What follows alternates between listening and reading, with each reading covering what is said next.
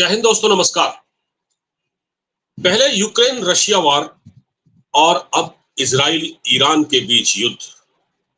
खास बात यह है कि इन दोनों लड़ाइयों ने अमेरिका को बेनकाब कर दिया।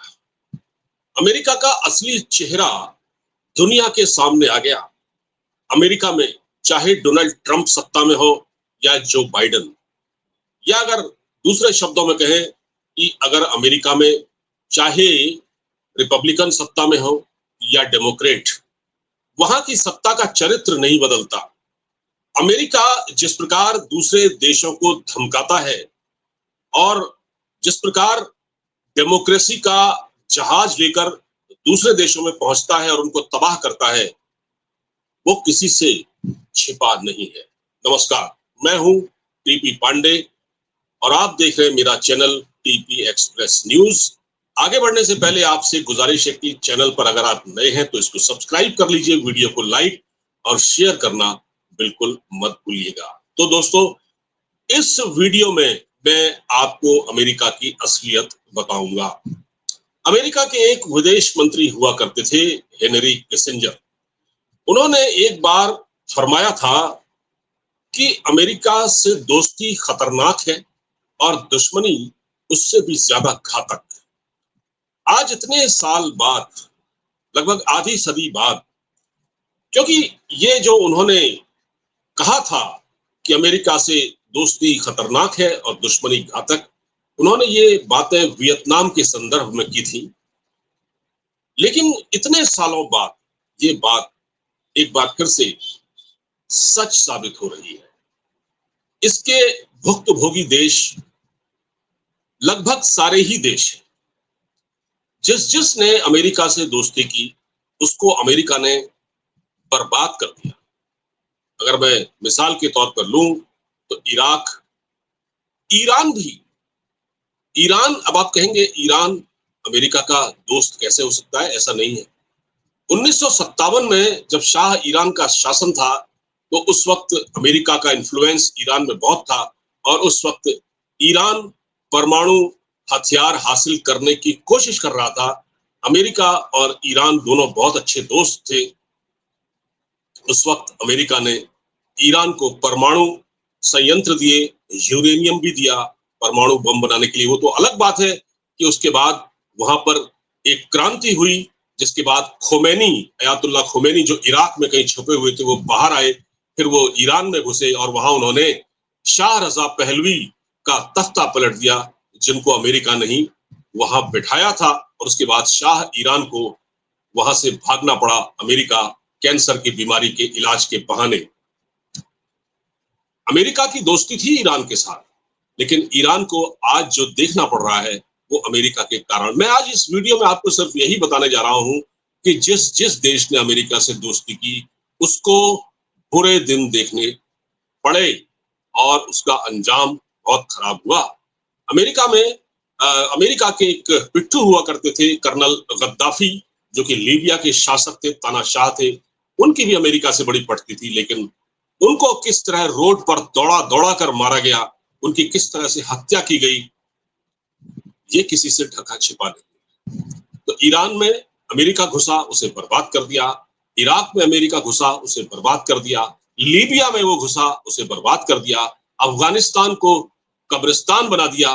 ये है अमेरिका की असलियत। सीरिया भी इसमें शामिल है और अभी तो केवल एक पाकिस्तान बचा है। पाकिस्तान पता नहीं कब तक बचेगा, ये मुझे समझ में नहीं आता, क्योंकि दोस्ती तो है, लेकिन ये दोस्ती कब भारी पड़ती है, कब हेनरी किसिंजर के वो शब्द कि अमेरिका से दोस्ती खतरनाक है और दुश्मनी उससे भी ज्यादा घातक है, और ये बात इतने सालों बाद सही साबित हो रही है। दोस्तों, आप यूक्रेन का उदाहरण ले लीजिए। यूक्रेन को नाटो का मेंबर बनाने का लालच किसने दिया? अमेरिका ने दिया। यूक्रेन के जो राष्ट्रपति हैं जेलेंस्की, वो अमेरिका के इस धोखे में फंस गए, इस फरेब में फंस गए और उन्होंने बड़ी जल्दबाजी दिखाई। और अमेरिका ने क्या किया? बड़ी चालाकी की।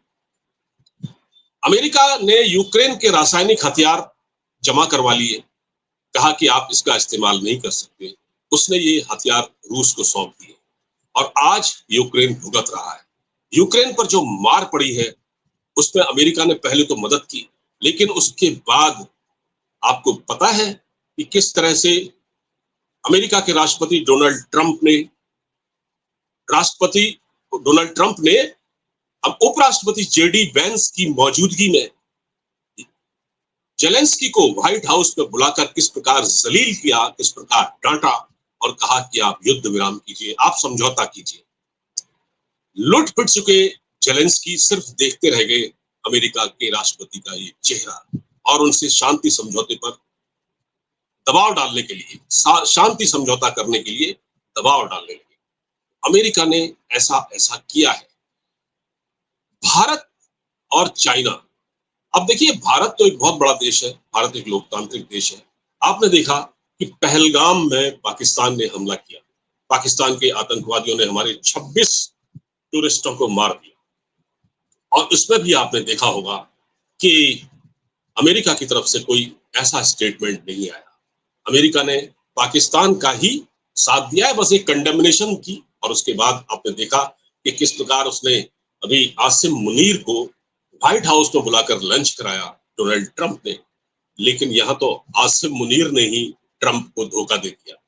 तो कहने का मतलब ये है, ट्रंप को धोखा कैसे दिया? ट्रंप को धोखा ऐसे दिया कि उनके सामने तो कहा जी हम आपकी मदद करेंगे, आप हमारे एयरबेस इस्तेमाल कर सकते हैं, हम हर तरह की आपको लॉजिस्टिक देंगे, हर तरह की सहायता देंगे। और उसके बाद जब पाकिस्तान में प्रोटेस्ट शुरू हुए, आसिम मुनीर को डर लगने लगा और वहां के मौलानाओं ने कराची, इस्लामाबाद, रावलपिंडी यानी पाकिस्तान के हर शहर में अमेरिका मुर्दाबाद के जब नारे लगने लगे तो अमेरिका डर गया और अमेरिका डर गया और आसिम मुनीर भी डर गया। तो उसके बाद क्या हुआ, वहां की सरकार ने, पाकिस्तान की सरकार ने एक स्टेटमेंट जारी किया जिसमें उन्होंने कहा कि नहीं, हम ट्रंप को शांति का नोबेल पुरस्कार नहीं देना चाहते, नहीं उसके लिए हम सिफारिश करना चाहते, क्योंकि इसके लिए सिफारिश पाकिस्तान ने की थी और पाकिस्तान कटघरे में खड़ा हो गया। खुद अपने ही लोगों के बीच यानी आसिम मुनीर और शहबाज शरीफ अपने ही अवाम के बीच जलील और रुस्वा होने लगे। तो पाकिस्तान को समझ में आ गया कि अमेरिका के साथ वो ये सब करके कितनी बड़ी गलती कर चुके हैं। अब ईरान और अमेरिका के बीच कन्फ्रंटेशन है। अब देखिए आप अमेरिका का एक रोल कि किस प्रकार उसने अचानक युद्ध विराम कर दिया।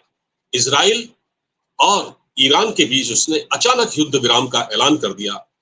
हालांकि इस युद्ध विराम से इजराइल थोड़ा सकपकाया और इजराइल कोई भी काम बगैर अमेरिका के इशारे पर नहीं करता। वो इशारा चाहता है, वो मदद भी चाहता है, अमेरिका उसके पीछे भी खड़ा।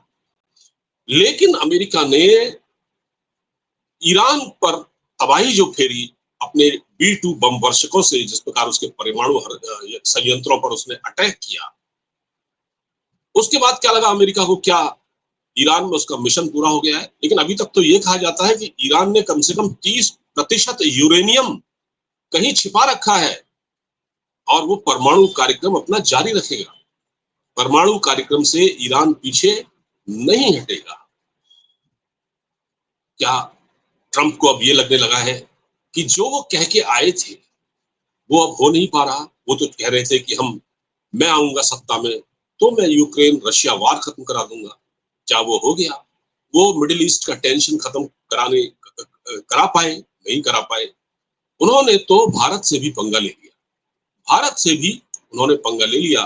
भारत पर उन्होंने टैरिफ लगा दिया, उन्होंने रूस पर लगा दिया, उन्होंने अमेरिका पर लगा दिया। तो अमेरिका, अब देखिए आप ये कह सकते हैं कि अमेरिका से भारत की दोस्ती है, भारत से अमेरिका की दोस्ती नहीं है। ये सिर्फ अपने जो स्वार्थ होते हैं ना, जैसे जो व्यापार वगैरह होता है, उसके लिहाज से एक दोस्ती है। अमेरिका भारत का स्ट्रेटेजिक पार्टनर है लेकिन भारत का दोस्त नहीं है। और भारत ने ये गलती कभी नहीं की, भारत अमेरिका के प्रभाव में नहीं आया, क्योंकि अमेरिका की ये हिस्ट्री है, वो जिसके साथ खड़ा होता है उसका नुकसान कर देता है। अमेरिका ने बहुत कोशिश की कि वो रूस और यूक्रेन के वार में हमारी बात सुने, रूस से तेल न खरीदे, लेकिन भारत ने ऐसा नहीं किया। कहना ना होगा कि इस वक्त भारत भी अमेरिका को भाव नहीं दे रहा है। भारत ने साफ कह दिया है कि ऑपरेशन सिंदूर अभी जारी रहेगा। हम ट्रंप ये चाहते थे कि ऑपरेशन सिंदूर रोका जाए, इसीलिए वो प्रधानमंत्री मोदी को बुला रहे थे अमेरिका। तो प्रधानमंत्री ने कहा नहीं, मुझे उड़ीसा जाना है भगवान जगन्नाथ के दर्शन करने के लिए, मैं नहीं आ सकता। वो क्या करते, वो वहां बुला के आसिम मुनीर और प्रधानमंत्री मोदी की मुलाकात कराते और कहते कश्मीर पर बात करो, ऑपरेशन सिंदूर रोको, ये सब कर। लेकिन ये नहीं हुआ, मोदी जी ने ये नहीं किया। तो भारत की दृष्टि इसमें एक अलग है। शायद डोनाल्ड ट्रंप मोदी जी को समझ नहीं पाए। मोदी की जहां से डोनाल्ड ट्रंप सोचना खत्म करते हैं, वहां से मोदी जी सोचना शुरू करते हैं, ये उनको पता नहीं है। तो भारत की जो नीति है वो हमेशा नॉन अलाइन मूवमेंट का मेंबर रहा। उसने कभी लड़ाई में किसी का साथ नहीं दिया। अमेरिका की ये हिस्ट्री है, उसने जहां जहां जिस चीज से, आप मैं आपको बता रहा हूं, एक वक्त अमेरिका और ईरान बड़े अच्छे दोस्त थे, लेकिन जब खोमेनी का शासन आया और उसके बाद जिस प्रकार, आपको याद होगा कि खोमेनी के शासन आने के बाद तेहरान में जो खून खराबा हुआ, उसके बाद तेहरान में जो अमेरिका की जो एम्बेसी है, जो दूतावास है, उसके 450 कर्मचारियों को जिस प्रकार ईरान के युवाओं ने, वहां के लोगों ने बंधक बना लिया कई कई दिन तक, उसके बाद से अमेरिका का नजरिया बदल दिया। उसके बाद अमेरिका का ईरान के प्रति रवैया बदल बदल गया। और उस वक्त रोनाल्ड रेगन ने एक तरह से टिप्पणी की थी कि अ, जो जो ईरान है वो एक अराजक देश है। ईरान एक अराजक देश है, एक आतंकी देश है। इस तरह की टिप्पणी रोनाल्ड रेगन ने उस वक्त की थी। तो आप देखिए कि जो दोस्त था वो दुश्मन हो गया। और वो दुश्मन क्यों हुआ? वो अमेरिका के रवैये की वजह से। आज मैं आपको बता रहा हूं कि जो यूक्रेन भुगत रहा है, यूक्रेन ने बहुत बड़ी गलती की, जो अमेरिका के लालच में आया और रूस के फंदे में फंस गया। अब अमेरिका यूक्रेन से कह रहा है कि रूस से समझौता कर लो। पहले उसको बर्बाद होने दिया, बर्बाद कर दिया, उसके बाद तबाही फिर दी, अब कह रहा समझौता। उसके रासायनिक हथियार रखवा लिए।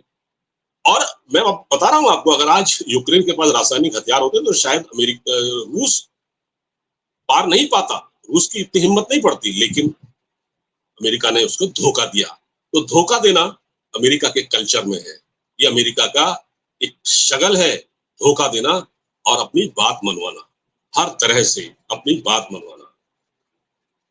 तो दोस्तों, ये मैं आपको इस बारे में कभी और डिटेल एक वीडियो बनाऊंगा, लेकिन मैं आपको सिर्फ ये बताना चाह रहा था कि हेनरी किसिंजर ने जो कहा था, अमेरिका के विदेश मंत्री, कि अमेरिका से दोस्ती खतरनाक है और दुश्मनी तो बहुत घातक है।